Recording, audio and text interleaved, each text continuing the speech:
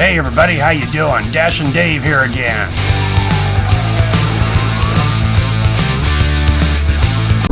Alright, day 4, the new market if you will. Halfway between Nevada and Ames, it's right at 7:08.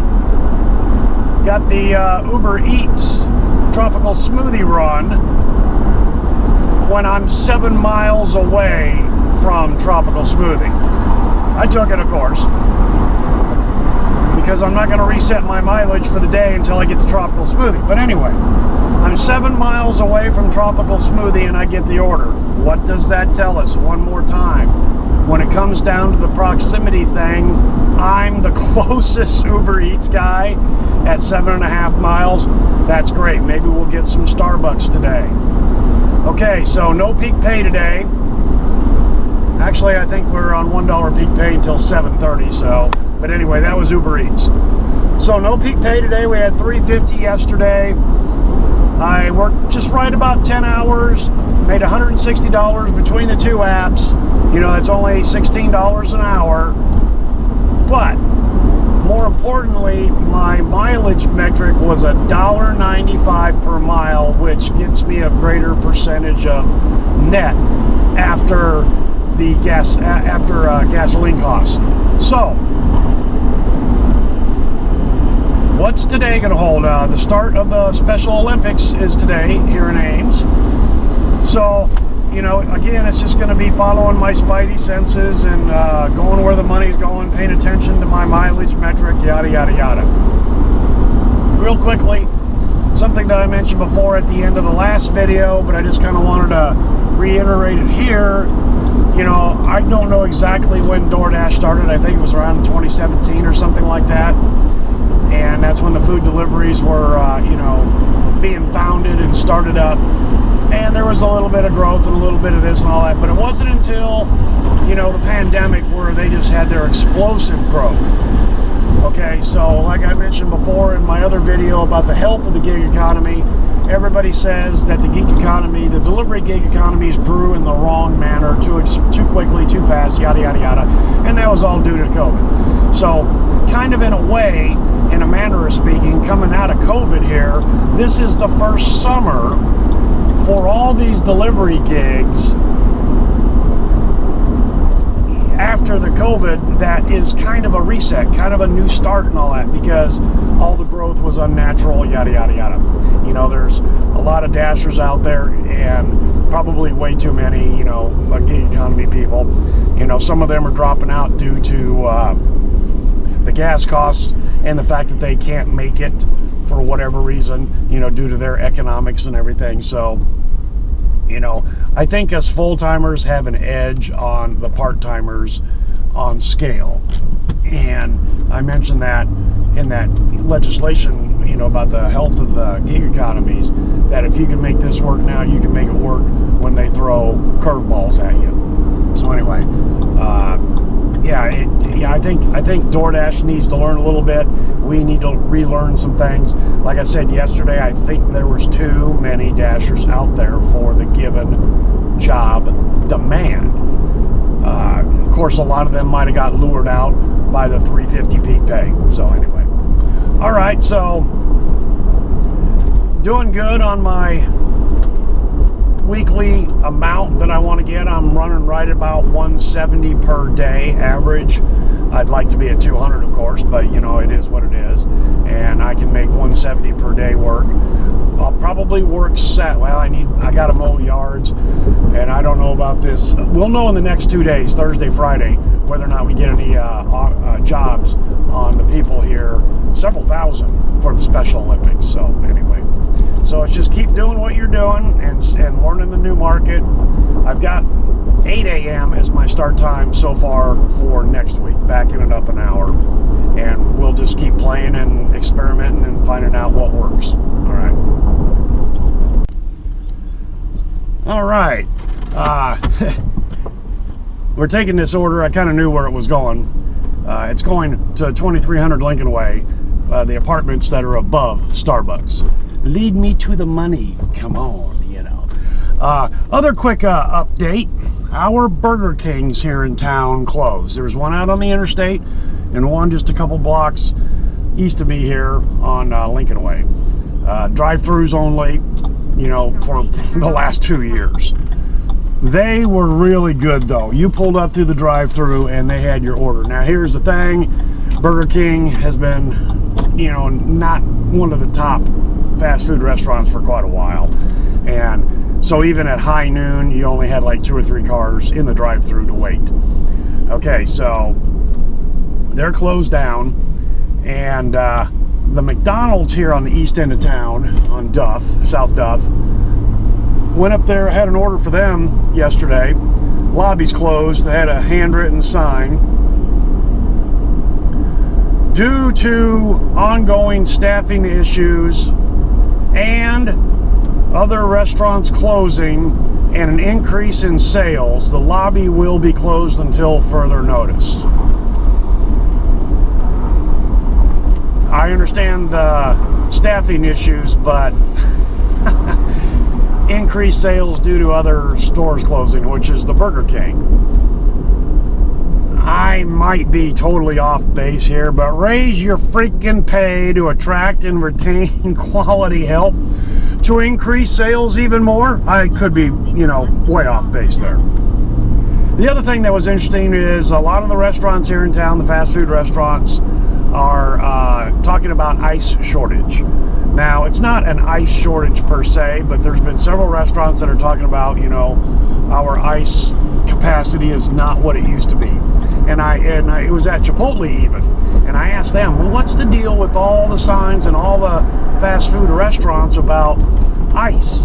And it's a supply chain issue. There's a part, probably electronical, in ice makers that's common to a lot of ice makers that goes bad semi-frequently, and they can't get the part. So, you know, probably a lot of these places have 2 or 3 ice makers, and if they're down to 1 or 2 instead of 3, you know, again, supply and demand and everything. So that was one of the notes at the McDonald's on South Duff there. We may not have ice when you order your drink. So it's just a bad scene on certain aspects, you know, with the, okay, and then luckily at that time that I was at that McDonald's, there wasn't 15 cars in the double drive-throughs, so I went through the drive-through, announced that I had an order for, you know, so-and-so, DoorDash order, got up to the window and, you know, told him who I was and all that. He closed the window and he came back about a half a minute later and he goes, we don't have that order. Our DoorDash pad is down, you know, their interface with DoorDash. Called the customer, explained it to her, told her the whole thing about the lobby being closed until further notice, ice issues, the door pad, the DoorDash pad issues. I said, if I was you, I wouldn't order from them anymore, because I told her straight up, frankly, a lot of us DoorDash or Uber Eats guys are not going to wait a half an hour for a $6 job. And she goes, I totally get that. So McDonald's is off the list right now on the East Lincoln Way. It's just, they're busy. I mean, they are busy. You know, they have a double drive-through lane, and usually it's 15, 20 cars deep during lunch. In the Wendy's here in town, they've got their staffing figured out just a little bit better than they did, and they're now opening one door, the least used door off the patio, if you will, that they have for us delivery gig guys to go in, even though the lobby's not open. Now, the last couple times I've been to Wendy's, the lobby has been open. But anyway, we have our own personal access into the lobby, which is great. Thank you very much. It's the suppliers of the product that we deliver that is one of our greatest challenges. We all know that. Wait times, wrong orders, yada, yada, yada.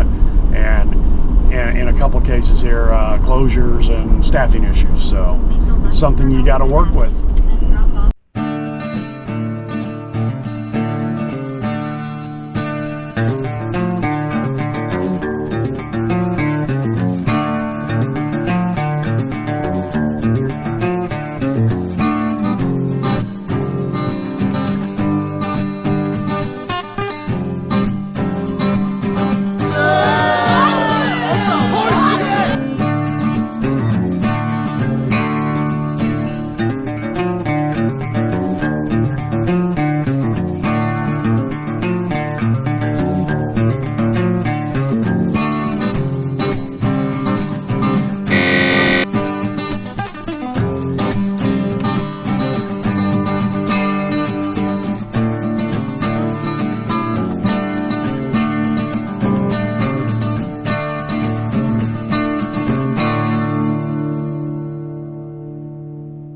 All right, well, $72. It is what it is. Okay, back to yesterday. My mileage was horrible yesterday, but I did no less than 3 Highway 30 runs way out west, you know, at highway speed, highway mileage. They were some bigger runs. One of them was, I thought was going to be a big hidden tip, but there was no hidden tip. But it was still like, oh my God, I can't remember, $14. Yeah, that was way, way out west. And then I had a that Firehouse sub cater out to the Vet Med College. $350 worth of subs, $8 no tip. But hey, you know, I took it based on the fact that I was being showed the $8 and $8 for 2 miles. I'll take that every day. Just would have been nice to have been tipped for my services, you know, I mean, that's the way it is. So, but we can argue about whether we should be tipped or not, or paid differently. Like I said, that's a whole different ballgame. So anyway, decent day. Like I said, 150 in 8 hours. We're going to try to at least duplicate that. We're on $2.50 peak pay until 10:59, so that's effectively 4 hours here for us. Just had one that was unworthy of taking, and we're going to head, I think, there's only a couple hot spots. Panera's a hot spot. McDonald's out west. I think we're going to go ahead. Ooh, I need to reset my mileage. Back to zeros. All right, there we go. I think we're going to go ahead and spend a mile or two and go ahead and hit Lincoln Way and then cruise Lincoln Way out west. You know, might pick up the Starbucks coffee, you never know, and then out in Campstown, and then the West McDonald's. Usually hits pretty good on Friday. So, all right, here we go. All right, out in the heart of campus town here, McDonald's is just about a mile that way, and Starbucks is about 2 blocks that way. Looking back over what I've learned so far in the first 4 days of this new market for me is more questions than answers, because I'm not really, you know, gathering data and documenting it the way it should be. And how do you do that when every day is different and every hour is different? I've talked about this before, you know, when you're trying to figure out the algorithm and everything else. So what you perceive to be reality at times may not be actual reality. It just appears that way. Going to stick with the appearance that has been, you know, brought on by other dashers, that there appears to be higher paying jobs out there in relation to what we saw when ISU was in session. Is that because there's fewer dashers and everything's relative, and us full-timer townies, if you will, are seeing those more often? Very possible. Are some people who have been experienced DoorDash customers upping the pay just a little bit in the slow summertime period? That's a very good possibility. Either way, it's a benefit to us, the dashers. I really don't think I'm seeing any more no tip, no trip jobs. It does in some way appear to be that way, but like last week, if I remember, I declined 20 offers in a row, 2 sets of 10 that put me into the 10-minute timeout that, you know, you just hit resume dash. That has not happened but 1 or 2 times this week. Okay? And so, you know, I mean, again, you got to be careful with what you think you see at times and how things really are. The other thing that I'm kind of wondering is, one day last week I had 6 Uber Eats Starbucks deliveries. I had them all. They commented I was the only one delivering that day. This week, earlier this week, I think it was Monday or Tuesday or whatever it was, the gal, I did have a Starbucks Uber Eats run, and I said, how many have you had today? And this was about, say, 10 o'clock in the morning. She said, we've had 5 or 6 today. I got none of them except that one. Was there somebody sitting there right around the corner where I was 2 or 3 or 4 or 5 blocks away? You know, proximity and all that. The thing I have learned over the last few weeks with the Starbucks Uber Eats runs is they're pretty, just the way it works, they're staggered. There's not a whole pile of them there, much like we see at Panera. So anyway, that's just the way it appears. And, you know, I mean, this guy orders at 8:15, this guy orders at 8:30, and this guy orders at 9:45, yada, yada, yada. That's just the way it works. Okay, so, you know, and that one day I took one all the way out north, really good customer that I've done several times, a high tipper, Starbucks run, and made it all the way out to North Ames, 2-3 miles away from Starbucks, got the got the offer for another one that was going south. When I got to Starbucks, she said, this one was sitting here when you picked up the last one. And Uber Eats, granted they were going opposite directions, so that's why I didn't get them together, you know, as a double order, which makes sense. But once I got all the way up north and was getting this close to finalizing the delivery of the one up in Somerset, Starbucks or Uber Eats algorithm said, hey, there's nobody here to deliver Tom's, give it to Dave. So they did, and then I drove all the way back and then picked it up and then delivered it. So yeah, but last week or so far this week, one or two of them, that's it. I've been delivering some cookies for a cookie shop here in Campus Town. Had two of them back to back yesterday, then another one on Wednesday, I believe. The name of the shop is Insomnia Cookies, you know, for the kids that are cramming and all that in the middle of the night. They can have cookies and all that stuff. But anyway, I've had one or two offers from them, but usually I was too far away, yada yada. But apparently there was a couple college kids. I mean, that's right in the heart of Fraternity Row. They could be in their dorm room studying. Insomnia Cookies come up, they get out and jump in their car and go deliver it. And those are good runs because that's an expensive product, these cookies that they make. So anyway, in that aspect, without the kids in the proximity of the heart of Campus Town, I'm seeing those orders. I've done some runs into the heart of the university. I've been to a specific building that I'm never going to go to again. It was two $5 Panera runs stacked together, like 2.2 miles. Well, the algorithm, the mileage metric on that is absolutely spectacular, but you spend damn near 20 minutes in that building walking corners and around and around, and the way the buildings are just designed are just incredibly horrible. And, you know, trying to find the right address, the right room, you know, and so it was just, it took me 30 minutes to do that all together, from order offer to delivery to back into Speedwagon. That's $20 an hour, but it just felt, I don't know, not worthy.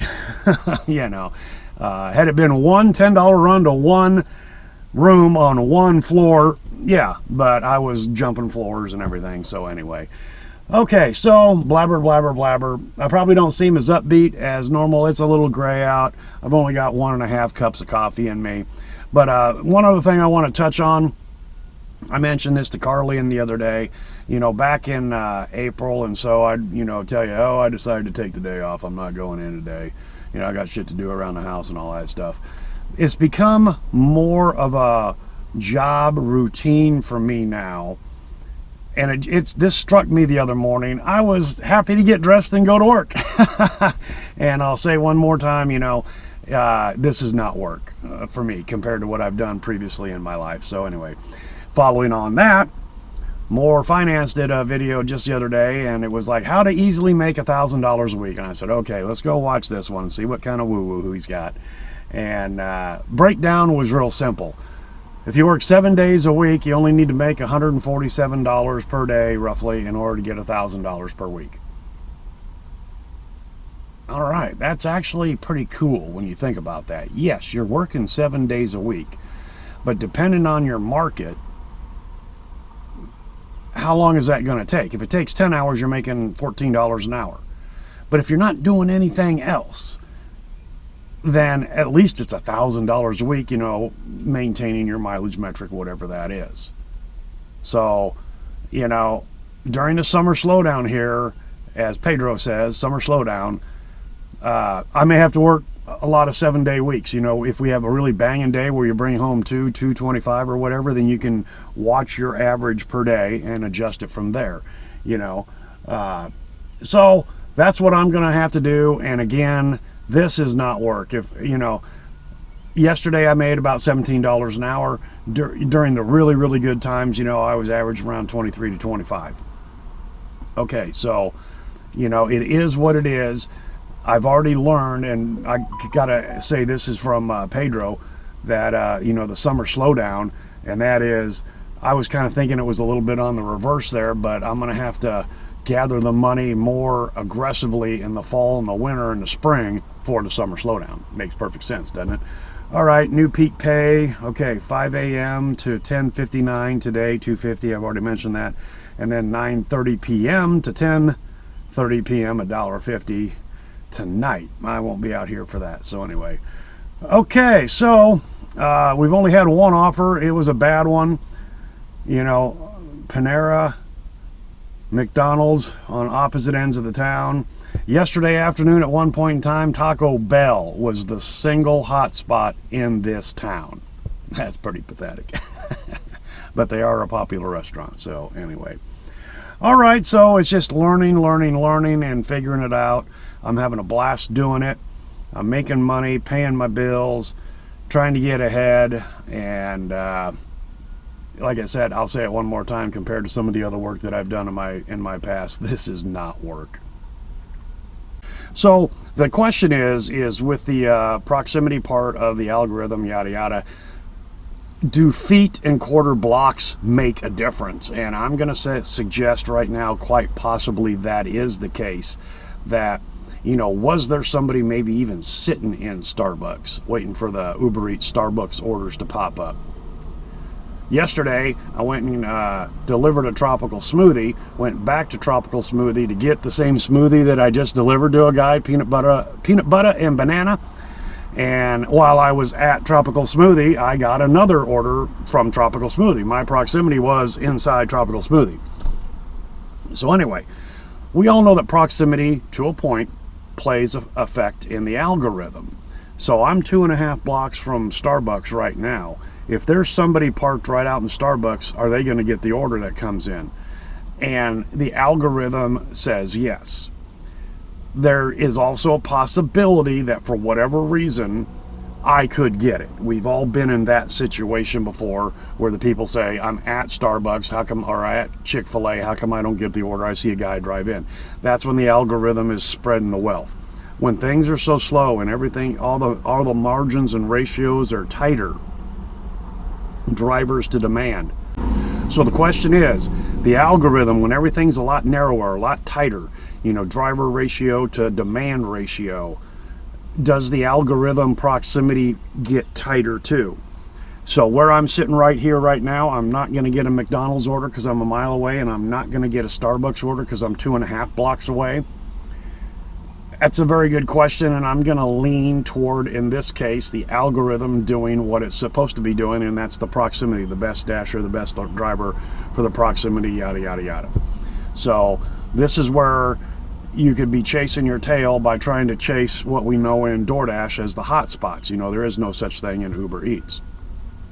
So, you know, that's the thing. And it's 7:35 here. We're, based on my experiences, we're a little bit out from the coffee delivery times. Not to say that one or two didn't hit already, but about 8 o'clock they hit. So I'll probably drive down and get as close as I can to Starbucks. I'm not going to go inside and sit and wait. That's a little freaky in my opinion. And I've got a contact that has a contact that has a contact, and Doordash is working on something to that effect. I don't know if that's a problem in other areas and other markets.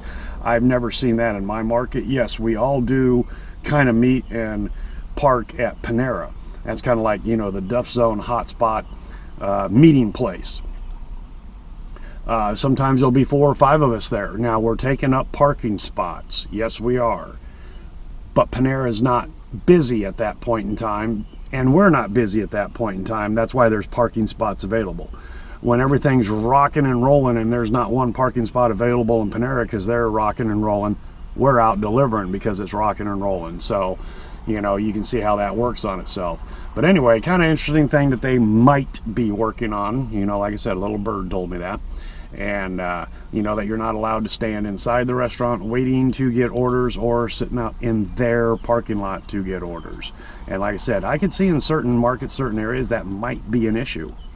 And there probably been some complaints or whatever, or they're going to deal with it in a proactive manner. You know, this stuff has to make itself known in order for somebody to go, maybe we better deal with this. So anyway, we'll see what happens in the near future or far future on that. And again, it might be market and store specific. All right. Okay, so the algorithm is still spreading the wealth. I left my little parking spot 2 blocks away, decided to run Lincoln Way, past Starbucks here and everything, and then went and got coffee at Panera Bread. Loved their hazelnut coffee. I was there for about 5 minutes, no pings, no offers. I had that one offer when I was filling up Speedwagon that I declined. Have not had an offer since. Okay, get to Panera, spend 5 minutes there, I get my coffee. I just get out back to Speedwagon, and Daniel comes into the parking lot and then immediately leaves and goes over to Chick-fil-A. I've got his number, and I said, Chick-fil-A? And he goes, yeah, I'm there now. I texted him. I said, are you Top Dasher? I don't think he is. He's not responded. So anyway, I'm there at Panera for 5 minutes. He pulls into the parking lot, and 30 seconds later, he's heading over to Chick-fil-A. He got the offer. So let's assume that he's not Top Dasher, so he's not winning the coin flip during the slow period. That's the algorithm. I was there, you know. So here I am at Starbucks, 2 blocks away, 2 stores away. I'm 2 stores away from Starbucks. Straight up 8 o'clock. This is about the time I've had in the past when the coffee orders come in, so we'll see what happens here. You know, I've already got like 8 miles on Speedwagon from running Lincoln Way from the gas station, and I start my clock at 7 a.m. and I start my mileage at that time. When I get this Starbucks ad, I could reset my mileage, put that on my personal use, and then, you know, fuck with the algorithm and my ratios and all that. I don't play those games. I start my shift at 7, I hit the trip meter to 0 at 7 and go from there. So, first hour in, nothing. Like I said, next week I've got my hours starting at 8. I think that'll probably be a good start time. 7 to 8 has not given me a whole lot this week. 1 or 2, you know. So anyway, definitely going to roll it back to 8. That gives me another hour before I have to clock in, and we'll go from there. So I don't know how much further I'm going to continue for today. As far as the video goes, I've got enough here to probably wrap it up. Like I said, I'm kind of learning this. I'm gathering a little, you know, data, if you will, and like I said, like, how do you gather data when it changes every day? So anyway, that was just another. Okay. So, you know, it's a game. It's a puzzle. You got to put it together. You know, the worst case scenario for me is I back it up all the way to say like 10:30 in the morning, which is when the lunch rush starts, and then carry it through the dinner hour. But again, in my opinion, the dinner hour, in my experiences, have some good paying jobs, but because of the traffic flows, they take a minimum of about a half an hour to complete. It just, that's the way it seems to work. Your travel distances are further. Number one, you're not delivering to the businesses in the area like you were during the day, the lunches and all that, where you're taking a 575.8 miles to Main Street or whatever. So, you know, I don't want to roll to that point where it's like 10:30 to 7 p.m. But if I have to, I will. And, you know, during the summer months when it's daylight out until 9, that's okay. So anyway. All right, we're at the home base, Panera Bread. I sat for a half an hour, 2 stores away from Starbucks. I didn't see anybody go in or come out with a delivery bag.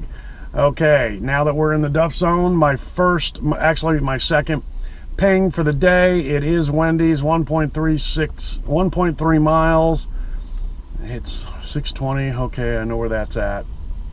$2.50 peak pay. That takes it down to $4.25 minus the peak pay. I should take that just based on everything with the $2.50 peak pay, but I don't want to go to Wendy's.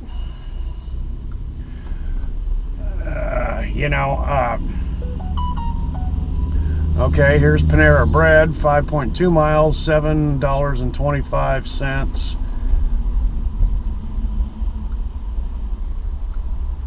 That's going just all the way across town. 5.2 miles, $2.50 peak pay, $7.25. It doesn't come anywhere near the metric, even with the peak pay. All right. So the game continues. So anyway, yeah, I was out there for half an hour, 2 stores away from Starbucks. Didn't see anybody go in or come out with a delivery bag. So just, you know, regular single drink customers is all I saw. So the game continues, and it is what it is. It's just dead slow. No ping city.